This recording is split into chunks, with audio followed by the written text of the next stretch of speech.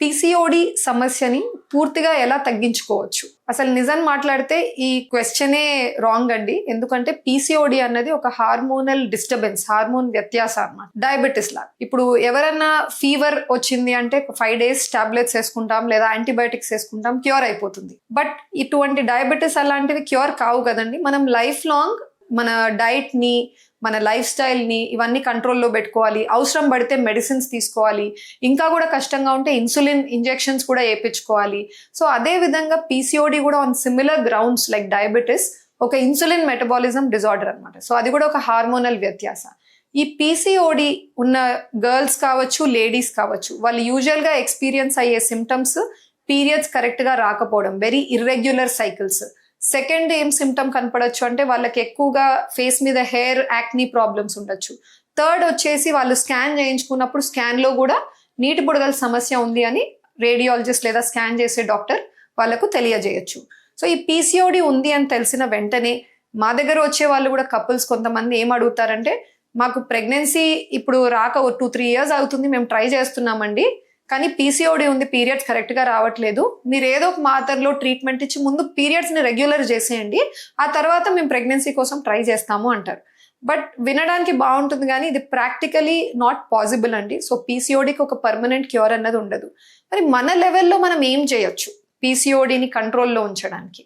Most important life style interventions. ప్రతిసారి విన్న వెంటనే ఊరికే మెడిసిన్స్ ఎందుకు ఇవ్వరు, లైఫ్ స్టైల్ అంటారు ఏంటి అని అనుకుంటారు. కానీ పీసీఓడి అన్న పర్టిక్యులర్ టాపిక్లో మాత్రం మన లైఫ్ స్టైల్ చాలా ఇంపార్టెన్స్ క్యారీ చేస్తుందండి. 80% ఆఫ్ ద ప్రాబ్లం తొలగించుకోవచ్చు దీనివల్ల.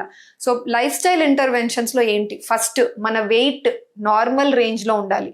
కొంచెం ఓవర్ వెయిట్ లేదా ఒబీస్ ఉన్నారు అంటే డయట్, ఎక్సర్సైజ్ స్టార్ట్ చేసి ఒక 5-10% వరకు మీరు వెయిట్ని రెడ్యూస్ చేయగలిగితే ఎంతో మంది ఆటోమేటిక్గా పీరియడ్స్ రెగ్యులర్ అవ్వడము, న్యాచురల్గా ప్రెగ్నెన్సీ రావడం చూస్తున్నాం.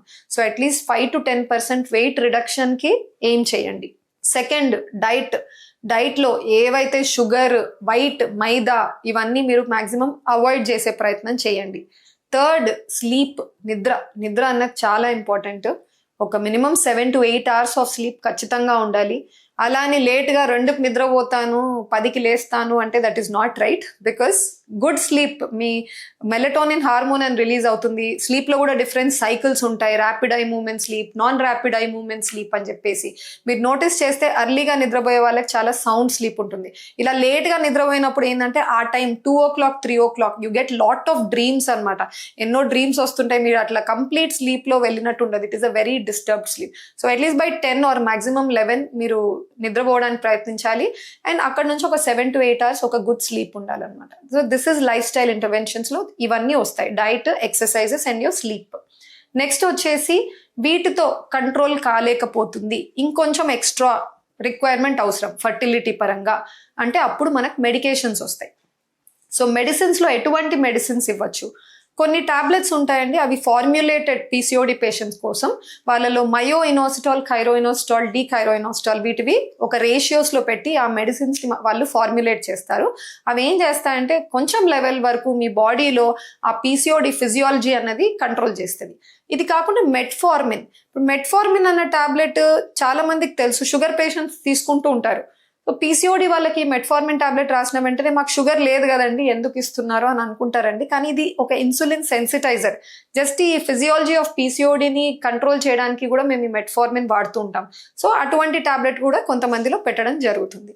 సో ఈ మెడికేషన్స్ కాకుండా దీంతో కూడా కుదరట్లేదు, లైఫ్ స్టైల్ అయిపోయింది, పీసీఓడి కొంచెం ఫిజియాలజీ కంట్రోల్ చేయడానికి మెడిసిన్స్ వాడాము, అయినా కూడా ప్రెగ్నెన్సీ రావట్లేదు. Then comes treatments. So treatments అంటే ఫర్టిలిటీ ట్రీట్మెంట్లో పీసీఓడి అన్నది పెద్ద ప్రాబ్లము, దీనివల్లే ప్రెగ్నెన్సీ కాలేదు అని ఏం లేదండి. ఎందుకంటే ఇప్పుడు పీసీఓడి ఎవ్రీ 10 girlsలో ఒకరికి పీసీఓడి ఉంది. అంత మాత్రాన అందరికీ ఫర్టిలిటీ ట్రీట్మెంట్స్ అవసరం పడుతున్నాయని అయితే లేదు. సొసైటీలో చాలా మంది పీసీఓడి ఉన్నా కూడా న్యాచురల్గా ప్రెగ్నెన్సీ వస్తుంది వాళ్ళకి. బట్ కొంతమంది పాపులేషన్ ఎవరికైతే ప్రెగ్నెన్సీ రావట్లేదో వాళ్ళకి మేము ట్రీట్మెంట్ స్టార్ట్ చేస్తాం. అన్నిట్లో బేసిక్ ట్రీట్మెంట్ అయినా ఓవ్యులేషన్ ఇండక్షన్. టాబ్లెట్స్ ఇచ్చి ఒక ఎగ్ పెరిగేలా ఎంకరేజ్ చేయగలిగితే వాళ్ళకు కూడా రెగ్యులర్గా పీరియడ్స్ వచ్చేవాళ్ళు, పీసీఓడి లేని వాళ్ళకి ఎంత ఛాన్స్ ఉంటుందో పర్ మంత్ ప్రెగ్నెన్సీ, ఆ ఛాన్స్ ఆఫ్ ప్రెగ్నెన్సీ వాళ్ళకి మేము ఇవ్వగలుగుతాం. సో అందుకనే పీసీఓడి సమస్యని క్యూర్ అని నేను చెప్పలేను, బట్ దాన్ని ప్రివెన్షన్ అండ్ ఆల్సో కంట్రోల్లో పెట్టడానికి ఎన్నో మెథడ్స్ ఉన్నాయి. స్టార్టింగ్ ఫస్ట్ ఫ్రమ్ మన దగ్గర, అంటే మన లైఫ్ స్టైల్ మన చేతుల్లో ఉన్నది, అది ఫస్ట్ కంట్రోల్ చేయగలిగితే యాక్సెసరీగా extra help clinician will always give. Thank you.